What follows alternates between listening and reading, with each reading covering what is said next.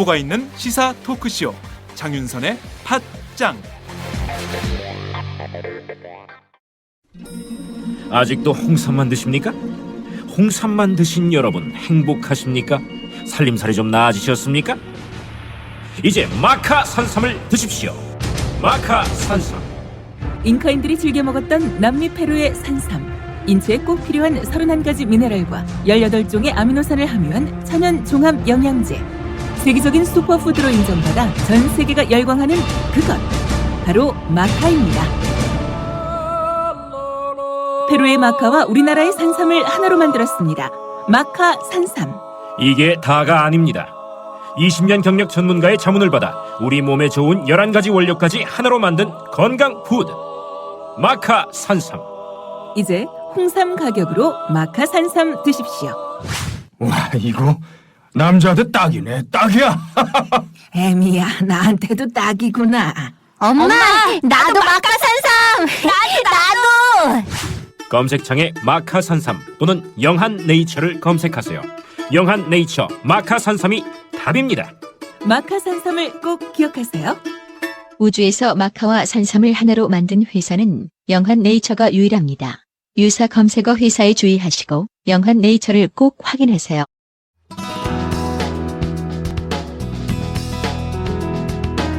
스승은 몸소 본을 보이는 사람이라고 합니다. 단순히 지식을 전달하는 사람에 그치지 않고 말이죠. 그래서 스승은 누구나 될 수 있지만 아무나 될 수 있는 게 아닌가 봅니다. 70출의 사는 이야기 다시 읽기 시작합니다.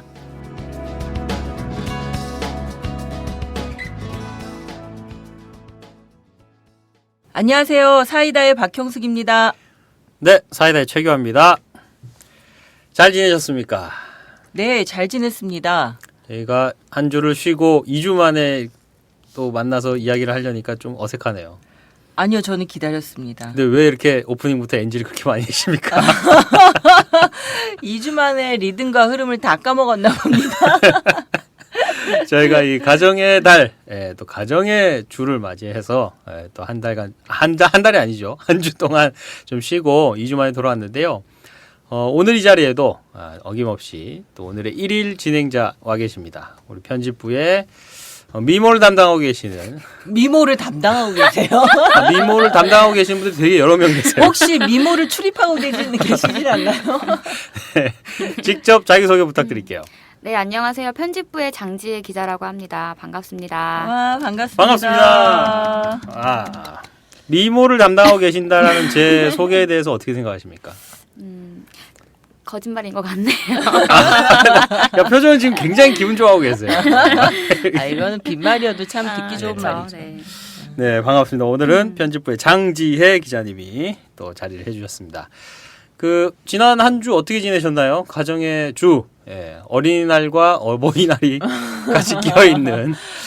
또 우리 혹독한 주. 그러니까 청취자분들도 어떻게 지내셨는지 정말 저도 궁금한데요. 네. 진짜 되게 오랜만 일주일 우리 건너뛰고 만난 건데 네네. 정말 한 달 보내고 만난 것 같은 기분이 드는 게 정말 험하지 않았습니까? 어린이날, 어버이날 정말 길었어요. 네. 네. 하지만 이제 가정의 달은 겨우 전반전이 끝났을 뿐입니다. 아, 그렇죠. 뭐가 또 남았나요? 지금 남아있는 게 성년의 날 남아있습니다. 5월 18일. 5월 셋째 주 월요일인가 그렇죠? 네, 그래서 올해는 5월 18일이 성년의 날이고요. 그거 앞서에 스승의 날 있잖아요. 스승의 날 있죠. 스승의 날 15일 있죠. 날. 스승의 날 있고 그리고 5월 21일 부부의 날이 있습니다. 부부의 그렇죠. 날도 있구나. 둘이 만나서 하나가 됐다 해서 21일. 그렇구나. 어거지로 만든 티가 굉장히 많이 나요. 진짜. 이런 부부의 날까지 있고 지금 이제 돈 나갈 일이 줄줄이 아직 그러게요. 끝나지 않았습니다. 저는 부부인데 부부의 날에 왜 통 관심이 없었을까? 그거 참 이상하네. 부부의 날은 진짜 좀 낯설어 하시는 분들이 아주 많을 거예요. 그쵸. 아직 좀 만들어진 지 얼마 안 됐고 그리고 성년의 날은 사실 부모님들은 성년인 자식이 있는 부모님들이 아니면은 어린이날하고는 겹치지 않는 부분이기 때문에 어린이날을 쐴 분들은 성년의 날에 무관심하고 그렇죠. 성년의 날을 쐴 만한 연세 분들은 어린이날에 좀 무관심하는. 하지만 줄줄이 남아 있습니다. 어쨌든 참 이 캐시 관리가 중요한 시간. 네, 5월인데요. 네. 괜찮으시죠, 다들? 네, 아직까지는 괜찮으십니까? 네, 아직은 괜찮아요. 우리 장재 기자님 오늘 결혼을 하시고 첫 이 어버이날 아니었나요? 네, 그쵸. 네, 그러면 양가 어른들한테 뭔가 좀 챙겨주셨어야 될 것 같은데. 네, 한 번씩 같이 식사하고 왔어요. 네. 그래도 가까운 데 계신가 봐요? 네, 저희 친정은 수원이고 시댁은 서울이어가지고. 아, 어땠어요, 시댁 어른들? 굉장히 민감한 질문. 지금 순간 쑥 들어. 장재 기자 얼굴이 얼었어. 이거 어떻게 말 잘못하면 안 되는데 아니요. 이러면서. 이제 같이 이제 밥 먹으니까 좋아하셨어요.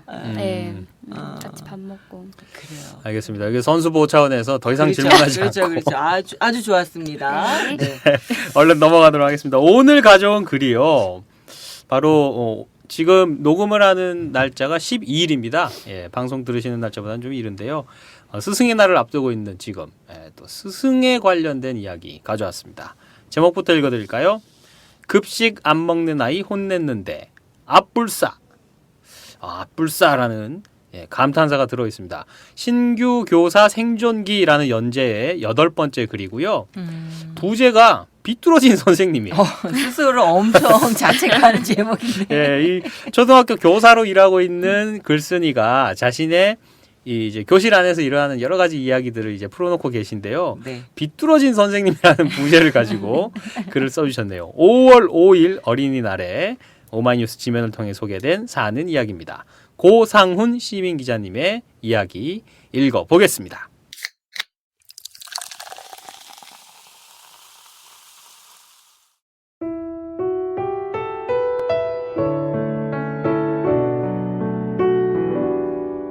나는 신규 담임교사가 되면서 지키고 싶었던 일들이 몇 가지 있었다. 그 중에서 내가 가장 중요하게 지키고 싶었던 일은 아이들을 편견 없이 생각하기였다.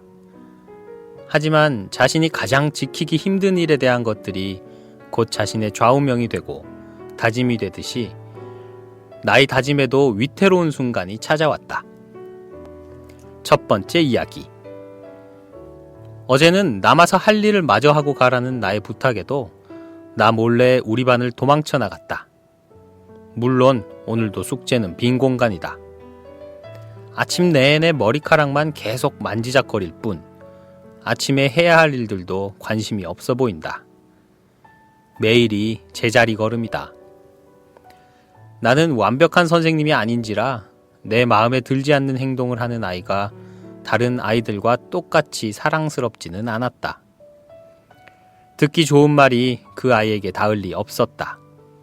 그러던 어느 날 나는 급식 시간 급식을 먹기 시작한 지 무려 40분이 다 돼가는데도 아무 말 없이 수저를 내려두고서는 식판을 그저 바라보고만 있는 그 친구를 답답하게 내려다보고 있었다. 원래도 급식을 천천히 먹는 편이긴 했지만 오늘은 아예 먹으려고도 하지 않고 있었다. 못 먹겠어? 배불러? 더 못 먹겠으면 정리해서 들어가자. 이제 5교시 시작할 시간도 다 됐어. 선생님한테 뭘 얘기를 해줘야지. 이제 다른 학년 점심시간이야. 일어서자. 가야 돼. 아이는 내 물음에 어떠한 대답도 없었다. 답답했다. 내가 마지막으로 뱉은 말에는 싸늘한 기운이 담겨 있었다. 급식이 먹기가 싫으면 얘기를 해야지. 왜 아무 말도 없는 걸까? 그냥 대답 없이 버티면 해결된다고 생각하는 걸까? 화가 났다. 난 뒤도 돌아보지 않고 그대로 교실로 향했다. 그날 오후 아이들이 다 빠져나간 빈 교실에 앉아 있었다. 책상 위를 물끄러미 보는데 그 친구 책상 위에 수상한 병이 하나 놓여 있었다. 혀에 난 혓바늘을 치료하는 알보칠이라는 약이었다. 아차 싶었다. 왜 급식을 먹지 못하고 입을 다문 채로 내 물음에도 답이 없었는지 이해가 되는 순간이었다. 다음 날도 급식을 먹지 못하고 끙끙대는 아이에게 혓바늘 때문에 못 먹는 거야? 라고 물었더니 그제야 고개를 끄덕였다. 나는 왜 전날 아이의 반응이 걱정되기보다 화가 먼저 났을까? 아마 내가 이 아이를 비뚤어진 눈으로 바라보고 있었던 것은 아닐까? 우리 반 반장이 급식을 먹지 못하고 앉아 있었더라도 과연 내가 걱정하기보다 화를 먼저 냈을까? 두 번째 이야기. 또 싸우고 말았다. 싸우는 날이면 불러다가 행복한 내일을 같이 다짐하지만 오늘도 여지없었다. 여자아이들이 몰려와 그 아이의 잘못들을 낱낱이 고자질한다. 본래 말을 툭툭 하는 성격이라 친구들과 다툼이 잦다. 나는 역시 완벽한 선생님이 아닌지라 매일 다른 친구들의 고자질 대상이 되는 이 아이가 그저 좋게만 보이진 않았다. 오늘도 이 친구에 대한 고발이 내 귀에 들어왔다. 나는 점심을 먹고 아직 교실에 채 도착하지도 않았는데 아이들이 쪼르르 달려와 고자질이다. 청소 시간에는 청소하는 아이들을 방해하지 않기 위해서 교실에 들어가지 않기로 했는데 그 친구가 의자를 책상에서 내려놓고 앉아 책을 읽고 있다고 한다. 한숨을 한번 푹 쉬고 교실로 향했다. 자, 교실 밖으로 나오세요. 우리 청소 시간에는 청소하는 친구들 방해하지 않기로 했잖아. 아니, 제 쪽은 청소 다 됐으니까요. 그래서 그냥 의자 내리고 앉았어요. 약속했잖아. 교실에 들어가지 않기로. 왜 자꾸 선생님을 실망시키니? 아이는 울먹였다. 내가 하는 말들에는 깊은 한숨이 묻어났다. 솔직히 계속되는 아이와의 마찰에 마음이 지친 상태였다. 사실 청소가 다 됐다면 교실에 들어가 앉아도 상관없을 일이었다. 하지만 나는 아이의 손을 들어주고 싶은 생각이 없었다. 그동안의 말썽이 괘씸했기 때문이었다. 나는 아이에게 반성문을 요구했다. 아이는 A4 용지 한 장을 가득 채운 반성문을 나에게 가져왔다.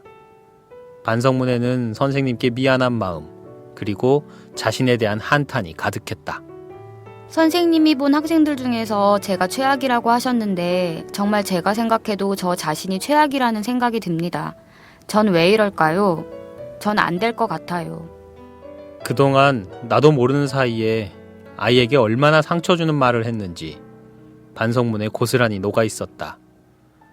사실 오늘의 사건은 반성문을 쓸 일도 크게 잘못한 일도 아니었다. 행동에 분명한 이유가 있었고 그래도 약속은 지켜야 하니까 교실에서 나가자는 너그러운 말로 충분히 해결되고도 남을 일이었다. 하지만 나는 그동안 조금씩 비뚤어진 안경으로 이 아이를 바라보고 가시 박힌 말로 아이를 대했다.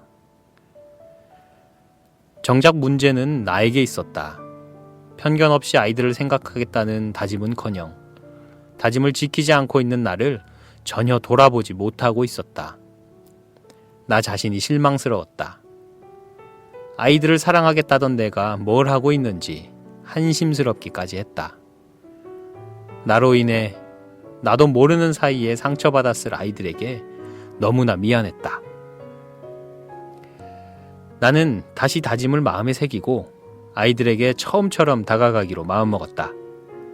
다짐의 위기는 비뚤어진 안경을 끼고 아이들을 대한 나 자신의 문제로부터 시작했기 때문이다. 나는 나로 인해 상처를 받았을 아이들을 위해 힘을 내서 다시 시작하려고 한다. 두 아이에게 한 통씩 편지를 써서 책상 서랍 안에 넣었다.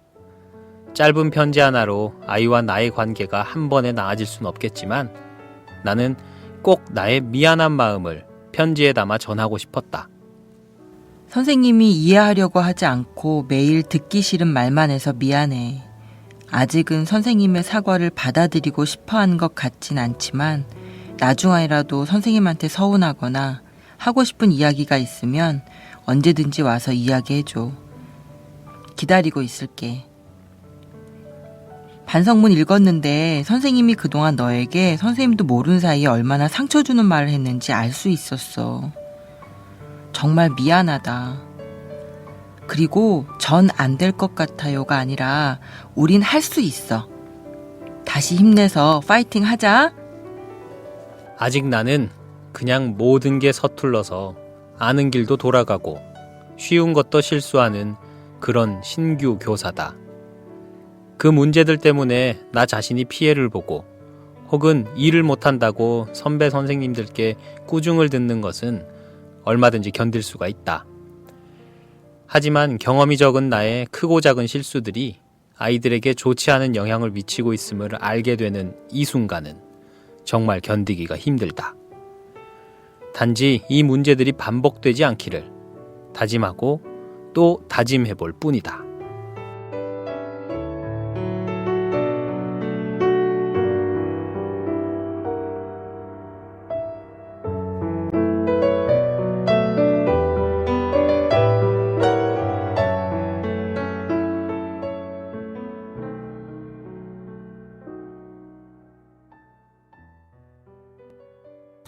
잘 들었습니다. 네. 역시 우리 최기아 기자 목소리 참 낭낭해요. 참 표정, 듣기 좋아. 표정 아주 짜증스러운 표정으로 쓰거든요. 근데 이거 기사 편집한 우리 장지 기자 어떠셨어요?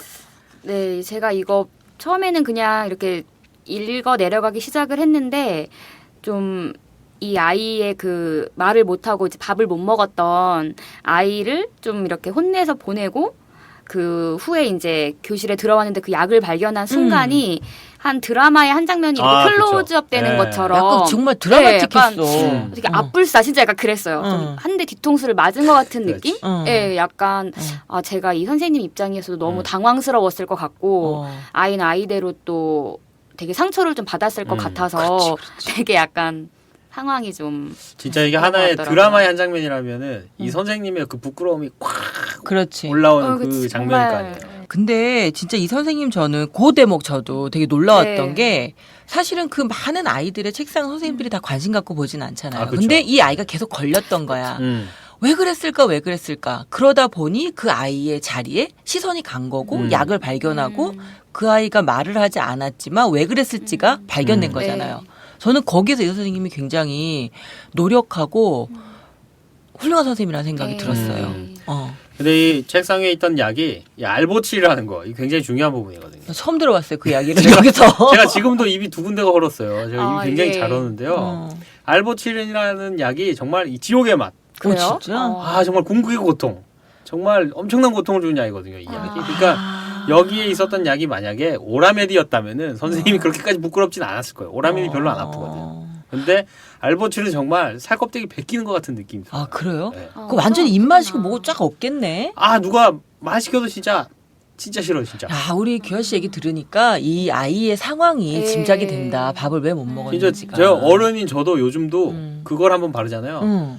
금방 낫긴 진짜 금방 낫거든요. 오라메디는 한 3, 4일 발라야 낫는다면은 이게 의약품에 대한 약간 아니 괜찮습니다. 이거 어제- 우리 상업적인 광고와 네. 상관없지만 앞으로 광고를 주신다면 받겠습니다. 네, 오라메디뿐만 아니라 약간 그 연고 형식의 그런 것들은 좀 약해요. 약한데 알보칠은 진짜 뭐 원액이거든요. 물에다가 희석해서 써야 돼요.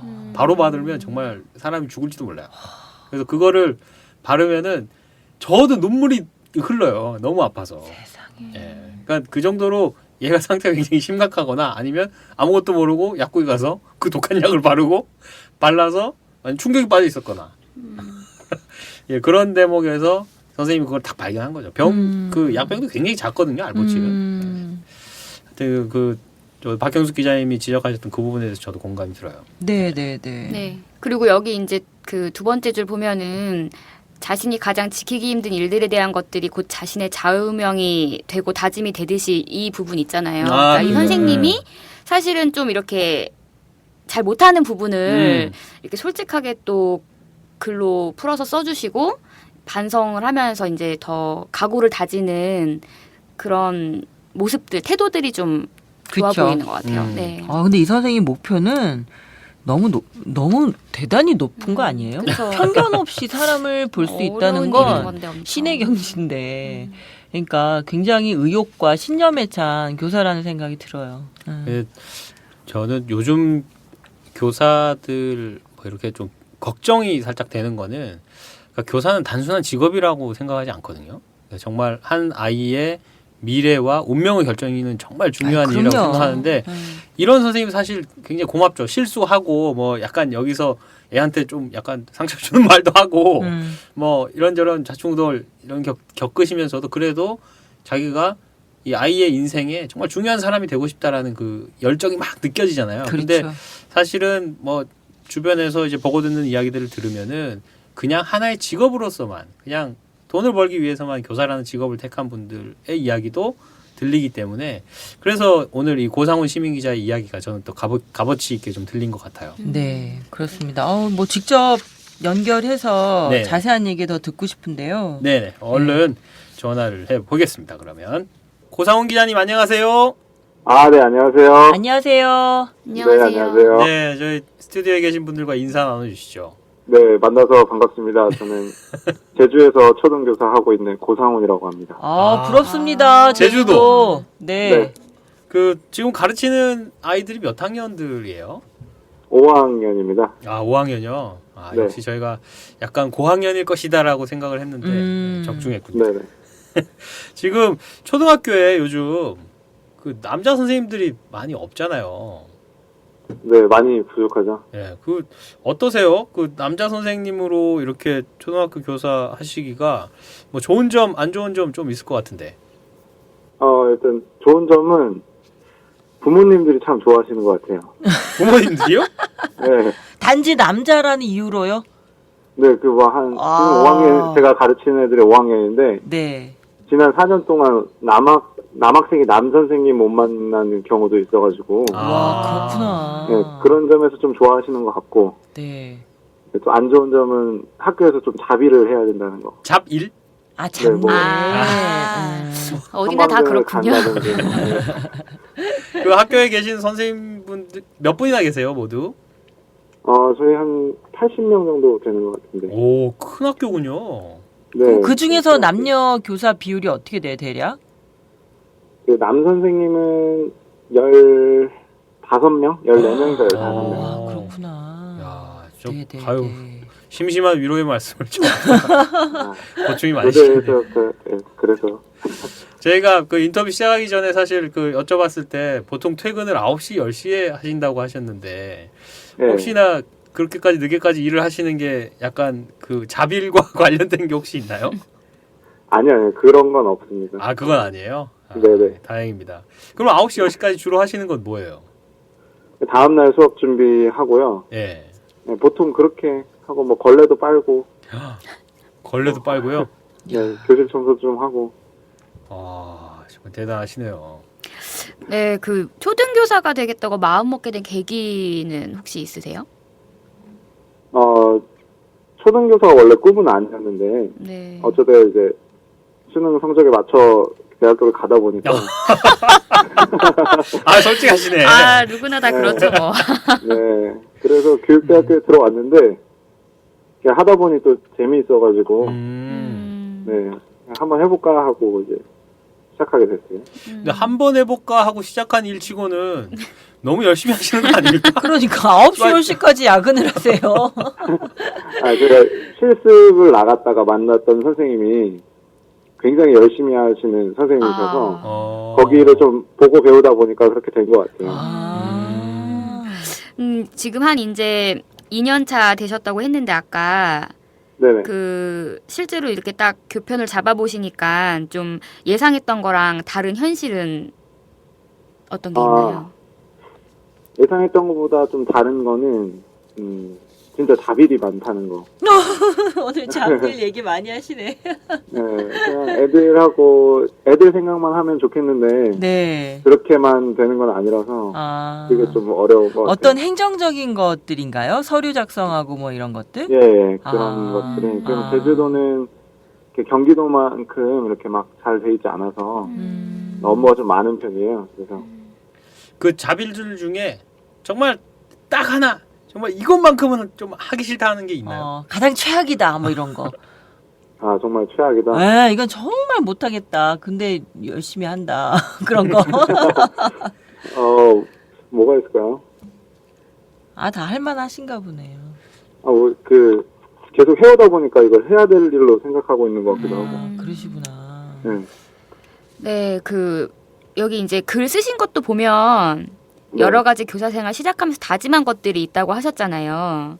네네. 근데 이 중에서 이제 편견 없이 생각하기, 요거 말고 또 다짐한 것들은 뭐가 있으세요? 완벽한 선생님이 되지 않으려고 생각을 했어요. 아, 완벽한 선생님이 되지 말자. 네네. 완벽한 선생님이 되자라고 생각해야 되는 거 아니에요? 물론 그러면 더 좋겠는데 그게 불가능해서 이렇게 제가 욕심부리면 애들이 더 부담스러워하더라고요. 그렇죠, 그렇죠. 네, 아, 그래가지고 오히려 좀 내려놓고 네네. 내가 좀 완벽하지 않다는 걸 먼저 인정할 수 있으면 네네. 더 좋을 것 같아서. 그래서 사실은 아이들한테 서슴없이 이제 선생님의 반성문도 써서 그죠? 네네. 편지로 보내고 뭐 이렇게 하실 수 있는 거구나. 네, 그런 거에서 시작되는 것 같아요. 그런 것들이. 네, 그리고 좀 여기 이제 글에도 쓰셨지만 그 책상에 알보칠 그거 딱 발견하셨을 때 좀 약간 쇼킹했을 것 같은데. 오늘 상품 광고 엄청 되네. 네, 정말 쇼킹했어요. 네, 좀 가장 쇼킹했던 일 혹시 있으세요? 지금까지 이제 2년 동안 2년 교사 동안 생활을 하시면서? 가장 쇼킹했다는 게 네. 어떤 게 있을까? 알보칠을 얘기하시니까 알보칠밖에 생각이 안 나요. 네. 일들은 하루에 하나씩 계속 터뜨리는 것 같아요, 애들이. 그렇죠. 초등학생이니까. 선생님, 저기, 이제 연재명이 신규교사 생존기잖아요. 네. 근데 이 생존기라는 거에서 정말 어디 저 멀리 아마존 정글 같은 데에서 정말 살아남는 어떠한 분투 막 이런 게 느껴지거든요. 생존기라는 이 굉장히 절박한 이름을 붙인 까닭이 있으세요? 이제 선생님이 돼서 학교에 오고 나니까 제가 또 큰 학교에 와서 그런지 제가 너무 작더라고요. 학교에서. 너무 작아가지고 눈치 보기도 바쁘고 저를 막 이렇게 배려하는 시간이 없어서 선생님들께서 막 이렇게 뭐 해라 이렇게 얘기만 하시거든요. 그래가지고 그런 거를 좀 겪어서 이렇게 나는 정말 이 학교에서 그냥 생존만 하고 있구나 지금. 일단은 살아남자. 네. 그래가지고 이제 생존기라는 말로 시작을 하게 됐어요. 잠시 전화. 그러세요? 네, 받으세요. 네, 끊고 가도 괜찮습니다. 됩니다. 감사합니다. 잠시만요. 네. 네, 5학년 6반 구상원입니다. 5학년 6반. 네. 5학년 6반이시구나. 네. 네. 여보세요? 죄송합니다. 네네. 어디 가셔야 되는 거 아니죠? 아니요. 행정실에서 뭐 좀 하라고 전화가 오서. 바로 이런 게 잡일인가요? 네네, 이런 게 네. 이제 우리 고상훈 시민 기자님께서 글을 쓰시잖아요. 이 연재글을 동료 선생님들이나 아이들이 보고 보인 반응이 있었나요? 일단은 제가 쓰고 있다는 걸 밝히지 않았어요. 애들한테. 선생님들한테도? 네, 선생님들한테도 밝히지 않았는데 제가 처음에 프롤로그로 썼던 글이 네이버에 올라가서 저희 학교 선생님들이 보셨더라고요. 네, 그래가지고 일단은 잘 보고 있다고만 얘기하시고 뭐 다른 얘기는 안 하시는데 지켜보고 있다. 네, 그냥 조심하라는 얘기도 좀 하시고. 그래요? 조심하라고 직접 얘기해 주시던가요? 네, 그런 얘기도 좀 하시고. 그렇죠. 이제 걱정스러운 게 왜냐면 이렇게 말 한마디가 또 우리 신규 교사 우리 고상훈 기자님의 어떤 발목을 또 잡을 수도 있으니까. 그럼요. 네. 선의로 그렇게 하실 수 있죠. 걱정해서. 네. 그리고 지금 좀 전에 5학년 6반 선생님이라고 하셨잖아요. 네. 반 아이들한테 텅 빈 교실에 혼자 남아 계신데 한마디 해주신다면 어떤 게 좀 떠오르는 게 있으신지. 학교에 오고 싶어 했으면 좋겠다는 말을 좀 전하고 싶고. 학교에 오고 싶어 했으면 좋겠다. 아이들이. 네, 월요일마다 좀 설레서 왔으면 좋겠다고 매일같이 생각하거든요. 그런 학교를 만드는 선생님이 되고 싶다. 네. 근데 실제로 아이들은 등교할 때 보면 분위기가 어때요, 선생님? 월요일은 아주 지옥이에요, 지옥. 그죠. 애들은 거의 지옥에 끌려오듯이. 초등학생들인데도 그런가요? 네, 그리고 요즘은 학원으로 막 지치고 그래서. 네. 그러면 주말에도 학원 다니고 그래서. 네, 그런 아이들을 대할 때 선생님은 어떤 부분을 특히 신경 쓰시나요? 일단은 그런 분위기가 한 번에 퍼지면 좀 걷잡을 수 없어서 학교가 재밌다는 거, 행복하다는 거를 좀 알려주려고 뭐 활동적인 것도 많이 하고 놀이도 많이 하고 친구끼리 사이좋게 지내게 이렇게 뭐 다양한 활동을 하려고 노력을 하죠. 월요일에 특히 힘드시겠네요. 네, 월요일 1교시는 정말 힘들어요. 월요일 1교시가. 참 그렇게 학교 오기 싫어하는 아이들을 대상으로 진짜 열심히 이렇게 일을 해주고 계신데요. 마지막으로 우리 5학년 6반 아이들에게 선생님이 하고 싶었지만 못했던 말들 한마디 딱 하시는 걸로 오늘 마무리하겠습니다. 오늘 있었던 일 해도 될까요? 네, 뭐 어떤 얘기든 하셔도 됩니다.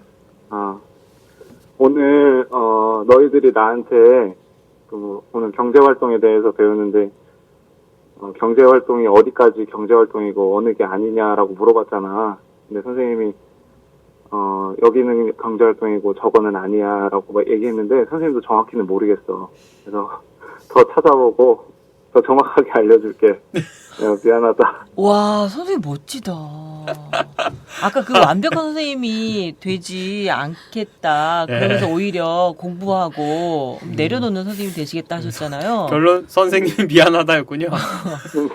아니 근데 저도 아이들이 그렇게 물으면 모르겠어요. 어디까지가 경제생활이고 아닌 거에 기준이 사실은 뭐 교과서에서 정해져 있는 거지 실제로는 그 구분하기 어렵잖아요. 근데 그런 부분을 통해 선생님이 저는 아이들에게 좀 더 많은 상상력의 여지들을 준 것 같거든요.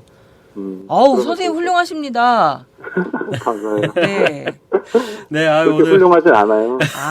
그 자세가요. 훌륭하세요. 다음 이야기도 정말 궁금해지는데요. 네, 네. 다음 앞으로 계속 그 교실 속에서 일어나는 재미있는 이야기들 그리고 그 아주 열정 있는 선생님의 반성문 저희 계속 기대하면서 읽도록 하겠습니다. 네, 오늘 시간 내주셔서 감사합니다. 네, 감사합니다. 네, 선생님 힘내세요. 네, 힘내세요.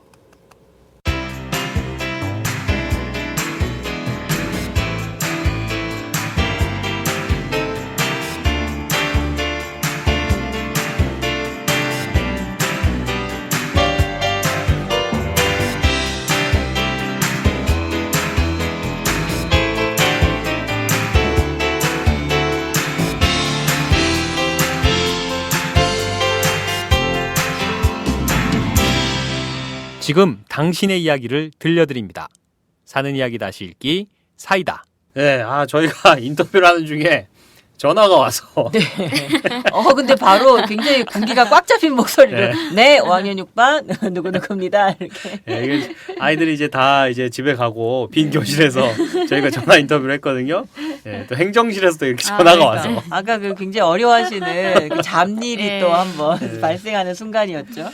이 학교에서 일어난 일들이 참 보통 밖에서 잘 모르는 사람들은 그렇죠. 학교 선생님들이 막 편하다, 막 좋은 직업이다, 막 이렇게 생각하고 부러워하기도 하는데 이렇게 그 교실 안에서 아이들에게 좋은 걸 주려고 애쓰시는 분들은 정말 그 안에서도 정말 이렇게 열심히 살고 있구나 이런 걸 좀 느낄 수 있었습니다.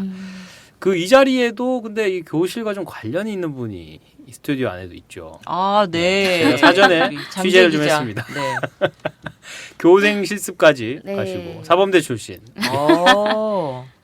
얘기 좀 해주세요. 전 한문교육과 전공을 했는데 저도 이제 수능 점수를 맞춰서 가는 바람에 이제 윤리로 복수 전공을 해서 그 과목을 가지고 모교를 갔었어요. 고등학교. 모교요? 자기. 네, 제가 나온 모교가 사립고등학교여서 선생님들도 다 그대로 계시거든요. 그래서 거기로 갔었어요. 네. 고등학교를? 중학교로? 고등학교로. 고등학교. 네, 아니 근데 고등학교로. 자기가 이렇게 스스로 선택을 한 거예요? 네, 선택을 할 수가 있었어요. 왜 그런 부담스러운 선택을 했어요? 이해가 안 되네. 그 학교가 전 되게 좋았어요. 물론 이제 뭐 좋은 고등학교 힘든 일도 시절을 많이 보냈구나. 있었지만 되게 학교도 이쁘고 그러니까 언덕 위에 있어가지고요. 네, 이렇게 풍경도 좋고 꼭 거기로 한번 가보고 싶다 그런 마음이 있어서 가게 됐었죠. 어떠셨어요?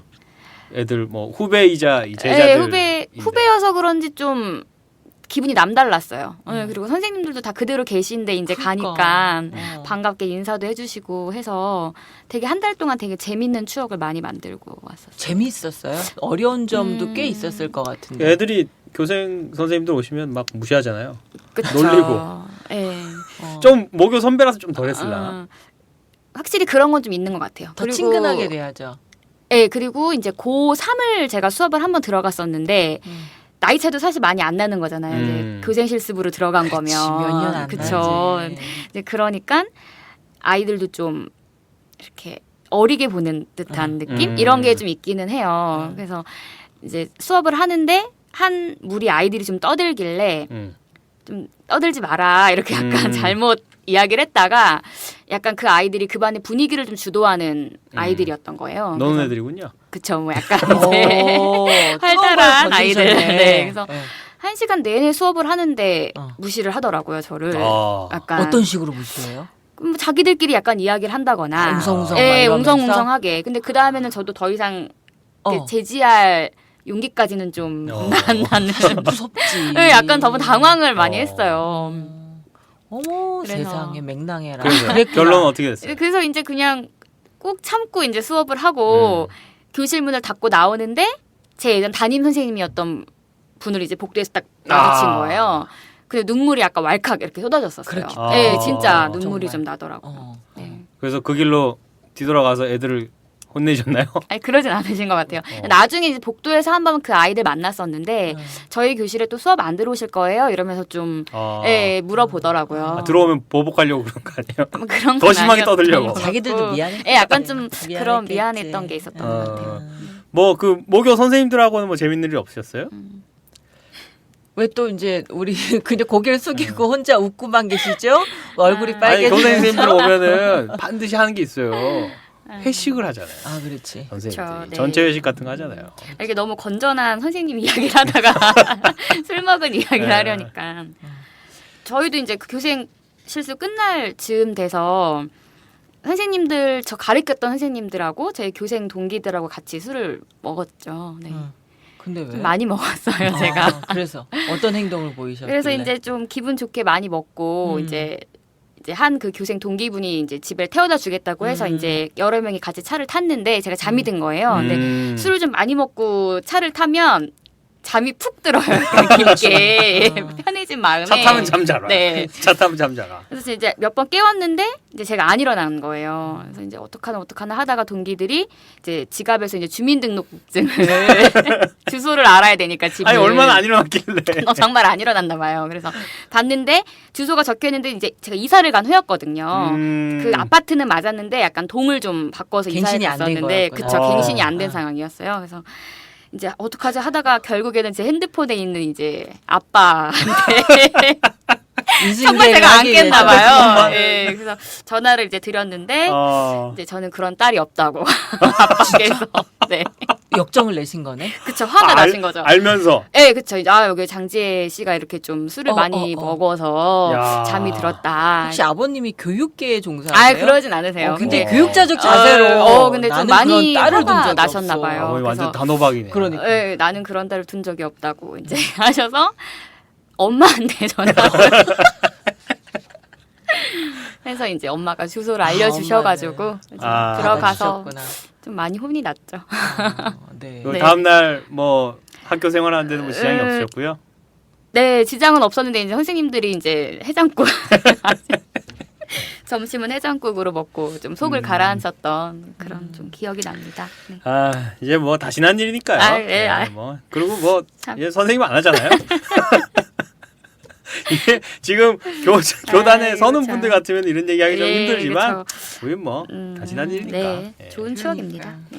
근데 규아 씨는 뭐 기억에 나는 선생님 있으세요? 아 기억에 남는 선생님 굉장히 많죠. 예, 고마운 선생님도 계시고 뭐 그때 왜 그러셨는지 좀 미운 선생님도 솔직히 좀 계시고. 그래서 제가 그 오마이뉴스에 이제 월급 받는 사람이 되기 전에 시민 기자로 있을 때 바로 여기 계시는 장지혜 기자님이 저한테 청탁하신 기사가 하나 있어요. 그게 스승의 날 즈음에 해가지고 그 기억에 남는 은사님에게 편지 형식의 글을 써서 보내주라. 그래가지고 제가 그 글을 쓴 기억나네요. 적이 있거든요. 아 그래요? 그거 찾아봐야 되겠다. 아 찾아보시면 있어요 지금도. 네, 그 근데 뭐 어떤 그때 내용이에요? 제가 글에 썼던 선생님이 저희 고등학교 때, 그러니까 중고등학교 때 이제 국어 선생님이셨거든요. 근데 제가 처음으로 제가 글을 써서 칭찬을 받은 게 그 선생님한테서 칭찬받은 거였어요. 네, 지금도 제가 잊지 못하고 있는 게 중학교 2학년 때였나 그 서클 활동에 문예반을 했었거든요. 근데 축구반이랑 배드민턴반을 신청했다가 거기 사람들이 너무 많아가지고 가위바위보를 해서 져서 그 티오가 비는 반에 그냥 무작위로 들어간 게 문예반이었어요. 특별히 제가 뭘 좋아하거나 그런 게 아니고. 근데 들어가서 뭐 있다가 막 뭐 여기저기 박물관 놀러도 다니고 막 재미없이 앉아서 글만 쓸 줄 알았는데 제가 처음 가보는 일들을 너무 많이 했어요. 미술관이라는 데도 처음 가봤고 화랑거리라는 데도 처음 가봤고 박물관도 엄마 아버지 손잡고 가지 않고 제가 다른 사람 친구들과 같이 간 적은 처음이었거든요. 그런 경험들을 막 하게 해주시고 그리고 글을 쓰라고 했는데 그때 주제가 지금 중학교 2학년인 너희가 여기서 너희 학업이 끝나고 그리고 새로운 삶을 산다고 생각했을 때 주제 재밌다. 20년이 지난 상황에서 이 옛날을 돌아보는 이야기를 써봐라. 이런 주제를 준 거예요. 그러니까. 그냥 뭐 나의 하루, 뭐 스승의 은혜, 뭐 이런 주제가 아니고 그래서 막 뭘 썼어요. 막 어떻게 막 썼는데 그때 선생님이 저한테 해주신 칭찬이 그 삼류 일간지에 실리는 연재 소설보다는 재밌다. 라는 얘기를 해주셨어요. 근데 저는 그냥 그때 그 칭찬이 야 글을 쓰는 일이 이렇게 재밌는 거구나 하는 거를 저한테 알려줘가지고 그때부터는 이제 선생님이 시키는 글이든 시키지 않는 글이든 막 닥치는 대로 막 쓰면서 이제 중고등학교 시절을 보냈죠. 그러면서 이제 글과 관련된 일을 하고 글에 대한 공부를 해야겠다 해서 대학교 직장 선택하는 데까지 이제 쭉 그렇구나. 이 자리에 앉아 있기까지 이렇게 방향을 잡아주신 되게 선생님이시죠. 영향을 많이 주신. 근데 특히 선생님이라는 위치가 이 선생님의 한마디가요 되게 더 결정적인 것 같아. 그 누구보다도 되게 권위 있는 존재잖아요. 그러니까 그분들로부터 받은 인정은 정말 새겨지는 것 같더라고. 그런 선생님들이 좀 더 많이 그렇죠. 좀 있고 선생님이 좀 미워하기보다는 선생님이 보고 싶어서 이 고상훈 시민기자님 이야기처럼 선생님이 보고 싶어서 월요일 학교 가는 게 즐겁다는 그렇죠. 그런 아이들이 좀 많아졌으면 좋겠습니다. 네, 오늘 이야기에 또 댓글이 또 이런 것들이 달렸어요. 뭐 저희들처럼 이 고상훈 시민기자님의 노력에 대해서 굉장히 좀 공감하는 그런 분들이 댓글 남겨주셨는데요. 그래서 교육자는 힘이 들지요. 과연 편견 없이 사심 없이 공평하게 교육자의 길을 걷는 사람이 우리나라에 많을까요? 네, 이렇게 보내주신 분이 계셨습니다. 그리고 그 마음 오래 가야 할 텐데요. 이게요. 이 댓글을 보니까 뭐랄까 이게 그 댓글의 마지막 여운이 이게 뭔가 약간 교육에 대한 불신, 회의 뭐 이런 게 있어.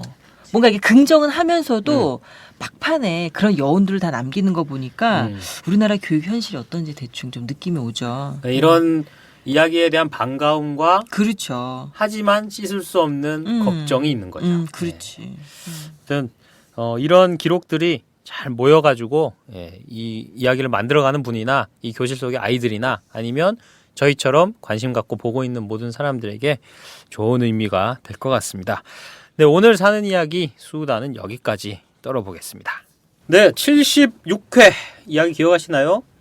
그 비 때문에 그 형님이 그 잘못 쓰신 그 하여튼 당좌인가요? 뭐 하여튼 뭐 그 어려운 거 그것 때문에 이름 빌려줬다가 수천만 원 빚진 그 우리 선생님 얘기였죠. 예, 동생분. 네, 네, 정치소감 들어왔습니다. 76회 시간도둑님이 보내주셨는데요. 형님이 재기에 성공하셨으니 그래도 해피엔딩이네요. 일반적으로는 사채까지 끌었을 정도였으면 종례까지 경제적으로 어려운 형제자매고 안타까운 자식이기가 쉬울 거예요. 계속 도와주기에도 어디까지 해줄 수 있는 건지 외면할 수도 없고 정말 답답한 상황이 되기 마련이죠. 형님이 재기에 성공하셨으니 복 받으셨어요. 네, 이렇게 또 남겨줬습니다. 그렇죠. 뭐 어쨌거나 이제는 웃으면서 얘기할 수 있고 서로 또 그 덕분에 우애가 돈독해지셨다니까 좋은 거죠. 네, 또 다른 정치소감 있죠? 네, 자유와 평등님은요. 요새 서로 재산 다툼 심한 형제들도 많은데 정말 놀랍네요. 이런 일에 놀라운 게 한편으론 슬프기도 하지만 이런 이야기 주셨습니다. 그리고 남지연 씨는 정말 대단하세요. 전 친구보다 동생한테 뜯기는 게 더 싫더라고요. 너무 솔직하신데. 그나저나 2주 이제 기다리신 거 이야기하시면서 이제 금방 지나가기를 이렇게 어떻게 금방 좀 지나갔나요? 야, 동생한테 듣기는 게 더 쉽다. 아, 이거 재밌습니다. 이게 저희 이 사는 이야기만큼이나 저희 청취소감 보내주시는 분들도 이렇게 재기발랄한 이야기들이 많은데요. 네. 예, 또 새로운 재미가 되네요. 저희 사는 이야기 페이스북 페이지나 카카오톡에 사이다 청취소감 많이 보내주십시오. 페이스북에서 사는 이야기 검색하시면 저희 페이지에 들어오실 수 있고요. 카카오톡 아이디는 오마이사이다, OHMYSAIDA입니다. 네, 여러분의 많은 관심 부탁드리겠습니다. 자, 이제 77회 방송 마무리할 시간인데요. 오늘 하루 진행자로 함께하신 장지혜 기자님 어떠셨습니까? 저의 이렇게 학교 생활을 좀 한번 돌아볼 수 있는 그런 시간이 됐던 것 같고요. 학생 시절 아니면 네, 교생 시절? 학생 시절을. 학생 시절. 그래서 아, 예. 졸업하고 이제 몇 년 찾아가 뵀었었는데 많이 못 갔거든요. 그래서 이번에 한번 스승의 날 맞이해서 모교 한번 가볼까 이런 마음을 좀 갖게 됐어요. 네. 모교를 정말 방문하셨는지 안 하셨는지는 저희가 확인을 반드시 네, 해서 반드시 검증하겠습니다. 네, 다음 주에 공개하도록 하겠습니다. 네, 오늘 수고 아주 많으셨습니다. 네, 불러주셔서 감사합니다.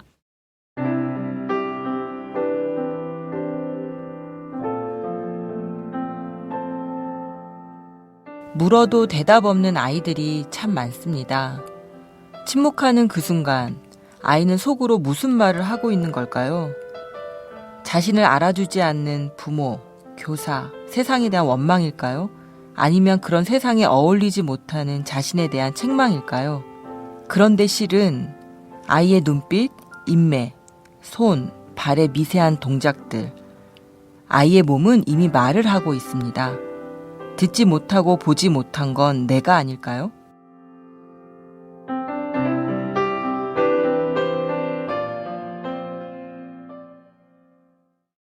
이 방송은 자발적 구독료를 내는 시민들의 뉴스 공동체 10만인 클럽의 소중한 후원으로 만들었습니다. 후원을 하실 분은 02-733-5505 내선 274번으로 전화하시면 됩니다.